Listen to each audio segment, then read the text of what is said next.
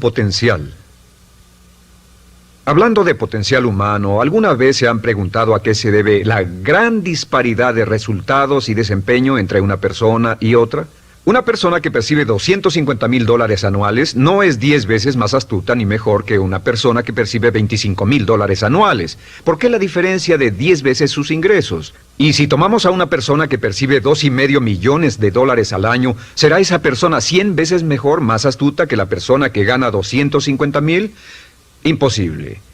En un estudio reciente de coeficiente intelectual probaron a 1,000 personas de una cierta población y llegaron a la conclusión de que la mejor persona entre los 1,000 solo era 2,5 veces más astuta que la persona de menor coeficiente intelectual. Solo 2,5 veces la disparidad, y tal vez eso sea con toda la población. ¿A qué supone que se debe la diferencia? Al hablar de potencial humano, llegamos a una fórmula que deduje hace algunos años. Tal vez eso lo explique un poco. La fórmula comienza con lo que llamamos AI. O sea, atributos innatos, las cualidades, la inteligencia, la habilidad, el temperamento, cosas con las que se nace que no pueden cambiarse mucho. Además de los atributos adquiridos. Estos atributos son muy importantes, son su educación, su capacitación, sus capacidades, su experiencia, conocimiento, sabiduría, etc., multiplicado por A, que su actitud es igual al potencial humano individual, o al desempeño humano individual o resultados individuales humanos. Ahora, de estos tres, los atributos innatos se traen desde el nacimiento. Los adquiridos pueden cambiarse, pero se necesita cierto tiempo para ello, aunque a veces cambiamos muy rápidamente. Cierta información valiosa puede cambiar dramáticamente su eficacia, pero las actitudes pueden aumentarse o disminuirse dramáticamente en segundos. Cada vez que mejoramos nuestra actitud, multiplicamos todas nuestras capacidades. Una actitud ha sido llamada acertadamente el lenguaje más importante del ser humano, la palabra más importante del idioma en el humano. Todo lo que hacemos en la vida, según un estudio en Harvard entre estudiantes ejecutivos, será en un 85% de actitudes. Un 85% de su éxito estará determinado por su actitud. Eso significa que está determinado por cuán positivo o cuánta actitud mental positiva se tenga. Las personas con actitudes mentales positivas tienden a avanzar más rápidamente, se mueven hacia la cima en organizaciones valiosas, ganan más dinero, sacan más satisfacción de la vida. Una actitud mental positiva no significa que baile por las calles y arroje flores. Solo significa que tome una actitud constructiva en general o se aproxime hacia su trabajo, su vida, sus problemas, relaciones, etc. Según el informe Cox de las empresas americanas, según la revista Success, un 85% o más de todo lo que se logra se debe a la actitud. Y la pregunta es, ¿de dónde vienen las actitudes? Las actitudes vienen de las expectativas. Muy simple, ya hablamos de eso. Y una forma muy poderosa de mejorar su actitud instantáneamente es decir, aunque no lo crea, pienso que algo maravilloso va a ocurrirme hoy. Como dijimos antes, nuestras expectativas sobre los desenlaces determinan nuestra actitud. Si espera que las cosas salgan bien, tendrá una actitud positiva. Si espera que salgan mal, tendrá una actitud negativa. Y lo maravilloso es que podemos fabricar nuestras expectativas. Podemos esperar lo que deseamos. Podemos esperar cosas buenas, cosas malas, y no nos decepcionaremos. ¿De dónde surgen nuestras expectativas? Nuestras expectativas surgen de nuestras creencias y de nuestros valores. Son el centro de los factores motivacionales de nuestra personalidad, nuestras creencias, y esto nos conduce a un entendimiento del potencial humano. Significa básicamente que nuestra actitud es una expresión externa de lo que está ocurriendo internamente, y esto es consistente con las leyes mentales. Con respecto a las creencias, cada uno de nosotros tiene muchas creencias en el fondo que los psicólogos llaman los conceptos propios. El concepto propio, o su descubrimiento, es considerado por muchos como el logro único y más importante para comprender el desempeño humano en el siglo XX. Yo estoy de acuerdo. El concepto propio es como, si queremos usar una analogía militar, el centro de mando. O si queremos usar una analogía técnica, es el programa central de su computadora básica. Es un grupo de creencias, valores, actitudes, sentimientos, ideas, etcétera, almacenadas en el fondo de nosotros y son el resultado de casi todas las experiencias que hemos tenido en la vida. Y algunos investigadores dicen que el concepto propio comienza a formarse aún antes del nacimiento, pero el concepto propio, una vez colocado, Precede, predice y determina sus niveles de eficacia y desempeño en todas las áreas de nuestra vida. El concepto propio se convierte en el centro de mando o el programa maestro. El concepto propio de este grupo de creencias determina lo que dirá, lo que hará, cómo actuará, cómo se siente y reacciona, etc. ¿Qué significa esto? Significa que todas las mejoras en su vida externa, todos los cambios en su realidad comienzan con un cambio en su concepto propio. Les voy a explicar lo que significa. Esta es una gráfica muy simple. Hablamos de potencial humano y decimos que la persona promedio usa un 10% o menos de su potencial. Según investigaciones, tal vez es mucho menos. El Instituto Stanford Brain en Santa Clara, California, estima que tal vez se aproxime a un 2%. Seremos generosos y diremos que la persona promedio usa un 10%. Significa que en los mejores casos, la mayoría, como usted o yo, no usamos un 90% de nuestro potencial. Uno de los mejores filósofos, Oliver Wendell Holmes, dice que la tragedia de la persona promedio es que llegan a la tumba con su música aún por dentro. Aún están funcionando con mucho menos de su potencial total. Y esto es el potencial humano. Sabemos que existe una relación directa entre el potencial humano y el concepto propio. Pero como nuestros conceptos propios o nuestras estimaciones de nosotros mismos generalmente son mucho menores de lo que debieran ser, nuestro nivel de desempeño y eficacia también es menor. Sabemos que nuestro concepto propio es altamente subjetivo. ¿Qué significa esto? Significa que el concepto propio, lo que pensamos que es cierto sobre nosotros mismos, no está basado en la realidad, está basado en información que hemos tomado y aceptado como cierto, hasta el grado en que creemos lo que sea de nosotros mismos y se vuelve cierto para nosotros porque actuamos de una forma consistente con ello. Algunas personas que leen sus horóscopos y creen en horóscopos predicen su futuro. Hay algunas personas que toman la crítica y las opiniones de otros a quienes ni siquiera respetan y hacen suyas esas ideas, dando un resultado muy negativo. Lo que piense, lo que acepte como cierto, se vuelve cierto para usted. También sabemos que como adultos tenemos una variedad de conceptos propios. Tenemos un concepto propio de cómo vestirnos, cuánto pesamos, lo que comemos, lo bien que podemos hablar en público, qué tipo de padres somos, qué tipo de hijos somos con nuestros padres, qué tipo de esposo o esposa somos, qué tipo de amante, de conductor. Lo interesante de manejar es que todos los hombres tienen un concepto muy positivo con respecto a esto. Las mujeres no entienden esto, pero los hombres nacen con un genio inherente para manejar. Todos los hombres son choferes excelentes. Si no lo creen, todo lo que tienen que hacer las mujeres que están viendo esto es pensar en la última vez que trataron de corregir la forma de conducir de un hombre y recordarán que no obtuvieron buenas respuestas. ¿Cómo respondemos ante alguien que desafía nuestro concepto propio, sugiriendo que no somos las personas que pensamos ser? Estamos a la defensiva, nos enfadamos, nos irritamos, es difícil que nos traten. Tenemos un concepto propio de lo creativos que somos, lo inteligentes, lo rápido que leemos, lo bueno que somos en los deportes, y si practicamos una gran variedad de ellos, tenemos un concepto propio para cada uno de ellos. Tenemos un concepto propio de lo bien que cocinamos, de lo bien que educamos a nuestros hijos, de lo bien que limpiamos nuestra casa, los autos que manejamos, etc. Y también de lo que valemos por lo que ganamos. Es muy interesante saber que nunca ganamos más del 10% de nuestro concepto propio en ingresos. Nuestro concepto propio determina nuestro nivel de ingresos. Este nivel de concepto propio se llama zona de confort. Y aunque querramos más dinero, veremos que la tendencia humana natural de todas las actitudes es luchar por lograr entrar a la zona de confort y luego quedarnos ahí. Si ganamos un 10% por encima de nuestro concepto propio de ingresos, tendremos una necesidad imperante de deshacernos de ese dinero. Lo donaremos, lo gastaremos en forma extravagante y hasta lo perderemos si recibimos demasiado. Las personas que ganan la lotería siempre están quebradas a los 2 o 3 años. Queman el dinero porque ese dinero está más allá de su concepto propio. Si gana 10% o menos de su nivel de concepto propio, se descubrirá luchando, trabajará más duro, más tiempo, pensará en forma más creativa, buscará diferentes formas para aumentar sus ingresos o sus segundos ingresos. La única forma de mejorar cualquier parte de su vida, incluyendo sus ingresos, es aumentando el nivel del concepto propio de sus ingresos, comenzando a pensar en usted como si estuviera ganando más dinero. Si quiere bajar de peso, la única forma en que podrá lograrlo es pensando en que está delgado. Piense en usted mismo como una persona más delgada. Si quiere volverse una persona más popular, más amorosa, más feliz o más sana, comience a pensar una y otra vez en esas cosas hasta que se vuelvan parte de su nuevo concepto propio.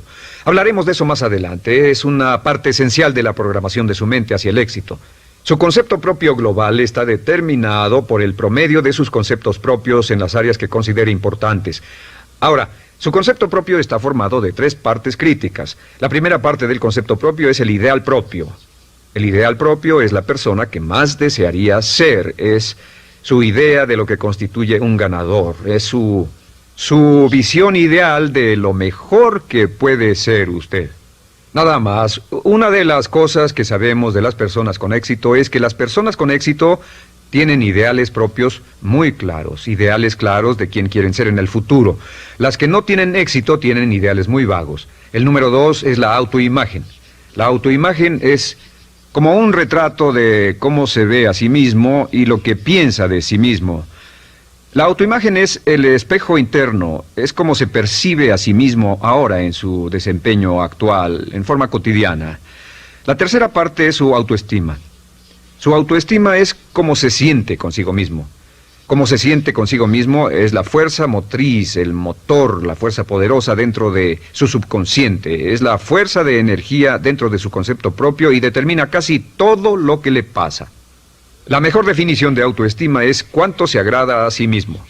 Cuánto se agrada a sí mismo como esposo, cuánto se agrada a sí mismo como empleado, cuánto se agrada a sí mismo como jefe, como inversionista, como orador profesional, como atleta, etcétera. Según se agrade a sí mismo, su nivel de autoestima, su sentimiento emocional global respecto a cualquier área de su vida, determina su desempeño y su eficacia en dicha área. Lo sorprendente es que se convierte en lo que piensa, su concepto propio es maleable, su autoestima puede formarse repitiendo una y otra vez, me agrada mi persona, me agrada mi persona, me agrada mi persona. Me agrada mi persona, me agrada mi persona, me agrada mi persona. Entre más se repita, me agrada mi persona, me agrada mi persona, entre más lo repita una y otra vez, más crecerá su autoestima y entre más crezca su autoestima, más crecerá su concepto propio global. Cuando crezca su concepto propio global, su desempeño será mejor en todo lo demás que emprenda. Cada vez que diga, me agrada mi persona, me agrada mi persona, me agrada mi persona, me agrada mi persona, me agrada, será como bombearse psicológicamente. Todo lo que pase que haga que su autoestima suba, hará que se comporte mejor. Todo lo que haga que su autoestima baje, hará que se comporte peor, que cometa errores, que sea infeliz, etc. Un punto crítico de agradarse a sí mismo, sobre autoestima y agradarse a sí mismo, es que, número 1, nunca puede querer a nadie más de lo que se quiere a sí mismo. Que su nivel de autoestima es determinante de la calidad de relaciones que tenga con los demás. Y número 2, es que nunca puede esperar que nadie más lo quiera o respete más de lo que se respeta a sí mismo. Cuanto se agrade o se respete a sí mismo, determina sus actitudes hacia usted. Todas las escuelas de psicología actualmente están de acuerdo en el hecho de que depende de lo que usted realmente se quiera y se respete a sí mismo como un ser humano valioso e importante, tiene efecto sobre todo lo que le pase. Cuánto se agrade a sí mismo y lo que puede hacer es mejorar su autoestima diciendo me agrada mi persona, me agrada mi persona, me agrada mi persona, me agrada mi persona. Y esto nos lleva a la pregunta, ¿de dónde viene el concepto de autoestima? Y descubrimos que el concepto propio es maleable, puesto que no nace con este concepto propio, no nace con ninguna idea sobre sí mismo, no nace con autoimagen ni autoestima, nace en cierto modo como potencial propio. Es la mejor forma de plantearlo. La persona promedio llega al mundo como potencial puro. Y no tiene el concepto propio de que todo lo que es ahora, todo sentimiento que tiene, toda actitud o valor, tuvo que aprenderlo en el transcurso de su vida. También sabemos que el niño llega al mundo con una necesidad imperante de amor y contacto. Y como una gran cantidad de investigaciones lo indican, necesitamos mucho amor y contacto durante toda nuestra vida, pero en especial durante nuestros años de formación, porque de niños aprendemos quiénes somos, cuánto valemos, si somos importantes, inteligentes, amorosos, chistosos.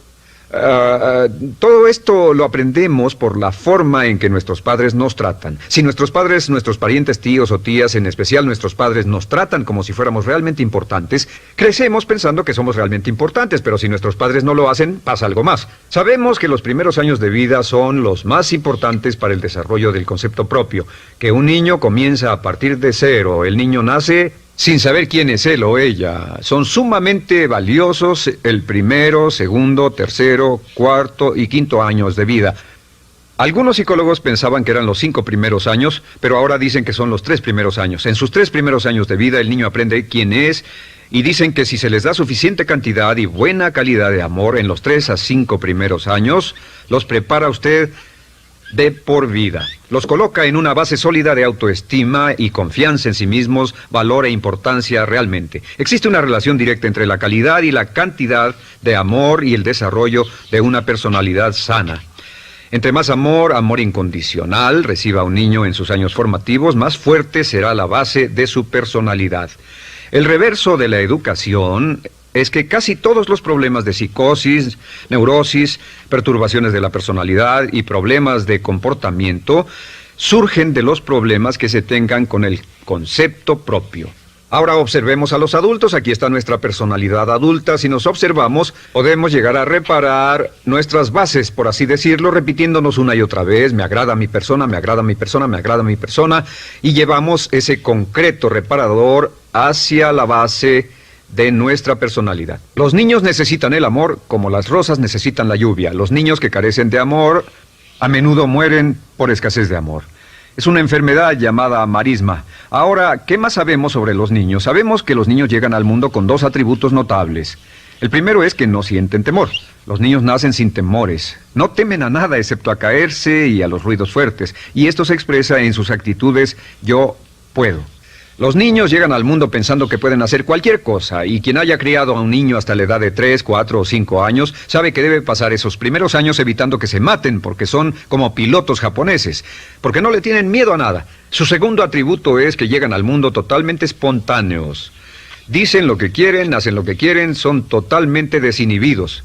Totalmente. Ellos no temen hacer nada de lo que desean, y esto se expresa en su actitud: no quiero. No tengo que hacerlo. Si ha tratado de controlar a un niño, lo habrá visto. Lo primero que dicen cuando comienza a darle órdenes, lo primero que aprenden es: no tengo que hacerlo. Claro, a veces cambiamos sus mentes de una u otra forma, pero estos son los dos atributos con los que los niños llegan al mundo. Llegan al mundo sin temores y desinhibidos. ¿Qué significa esto? Significa que nuestro derecho innato natural es no ser temerosos y ser desinhibidos. Y solo cuando podemos crear la misma situación en nuestra vida adulta, cuando no tememos y somos desinhibidos, nos sentimos a gusto con nosotros mismos. Las mejores organizaciones, las mejores compañías son las que crean un ambiente donde nos sentimos sin temores y sin reservas para ser nosotros mismos y para hacer lo mejor de nosotros. Al crecer descubrimos que los niños aprenden de dos maneras. La primera es por imitación. Imitan a uno o a ambos padres, en especial al padre dominante. Algunas veces el padre dominante cambiará cuando crezca el niño, y a veces los niños imitan al padre, a veces a la madre, pero aprenden por imitación. Muchas características y hábitos que tenemos como adultos los aprendimos de nuestros padres. ¿Alguna vez ha tenido la ocasión de gritarle o reñirle a uno de sus hijos? Verá que le dice las mismas cosas que le dijo su padre a usted cuando era niño. Así que imitamos. A veces imitamos su caminar, a veces su forma de hablar, a veces imitamos sus valores, sus creencias, etc. Aunque esos valores y esas creencias no tengan ningún valor. ¿Por qué? Porque nuestros padres eran así cuando nosotros éramos niños. La segunda forma en que aprendemos es pasando de la incomodidad, lo que no se siente bien, hacia la comodidad. Freud llamó a esto el principio del placer. O sea que nos movemos hacia aquello que nos hace sentir cómodos, lo que nos da placer, lo que nos hace sentir bien con nosotros. Nos movemos de la incomodidad hacia la comodidad. Así es como aprendemos a no mojar el pañal, por ejemplo. Sabemos que no es agradable caminar con popó o pipí en nuestros pañales. Vemos lo que hacen nuestros padres, vemos lo que nuestros parientes hacen y decimos: estas personas no hacen lo que yo. Así aprendemos a caminar y lo demás. Así que de la incomodidad hacia la comodidad. Durante toda nuestra vida, por cierto, así es como aprendemos. Imitamos leyendo lo que otras personas hacen, estudiando libros y en el trabajo, imitamos cuando vamos a la escuela, y hacemos lo que nos da resultados positivos, lo que nos da refuerzos positivos, y hacemos cada vez menos las cosas que nos causan incomodidad o dolor. Ahora, muy temprano en la vida, como equivocación o como resultado de una equivocación que los padres cometen en la crianza, los niños comienzan a aprender hábitos y patrones negativos. Los patrones y hábitos negativos tienen sus raíces principalmente en la crítica destructiva. La crítica destructiva comienza muy temprano en la vida, a veces en los primeros meses. Y la crítica destructiva la usan los padres para dirigir y controlar a sus hijos. Desafortunadamente, tiene un efecto muy peligroso y dañino sobre nosotros, ya que la crítica destructiva tiende a minar la integridad de la personalidad del niño. Muchos de nosotros, incluyéndome a mí y a muchos de ustedes, nos hemos visto minados y heridos por la crítica destructiva más que todas las guerras en la historia. Ahora, como resultado de la crítica destructiva, comenzamos a desarrollar hábitos y patrones negativos. Los patrones de hábitos negativos son respuestas condicionadas hacia los estímulos. Los patrones de hábitos negativos se desarrollan en los inicios de la vida. Se desarrollan como resultado de una repetición del temor y el dolor una y otra vez. Se desarrollan como resultado de la crítica destructiva, el castigo físico, etc. En los inicios de la vida comenzamos a desarrollar dos manifestaciones que nos persiguen durante toda nuestra vida y más que ninguna otra cosa inhiben nuestro potencial. La primera es la llamada patrón de hábito negativo inhibido. El patrón de hábito negativo inhibido se aprende cuando al niño le dicen una y otra vez no. Aléjate de ahí, no toques eso, y se le castiga. Cuando el niño intenta algo nuevo, o se involucra con algo, o huele algo, o derrama algo, o rompe algo accidentalmente, el padre estalla y se enfada mucho. Como ven, el niño está impulsado por la curiosidad insaciable de explorar su mundo. Y lo que pasa es que cuando lo explora o se interesa y echa a perder algo, si el padre reacciona golpeando al niño, el niño comienza a pensar cada vez que intento algo nuevo, cada vez que intento algo diferente, cada vez que voy más allá de mis límites, cada vez que me salgo de mi zona de comodidad, cada vez que no juego sanamente, me golpean, me castigan, me lastiman, me envían a mi alcoba y me siento mal. Y muy pronto el niño desarrolla el sentimiento de no puedo, no puedo. No puedo. Cada vez que trato algo diferente, me castigan. No puedo, no puedo, no puedo.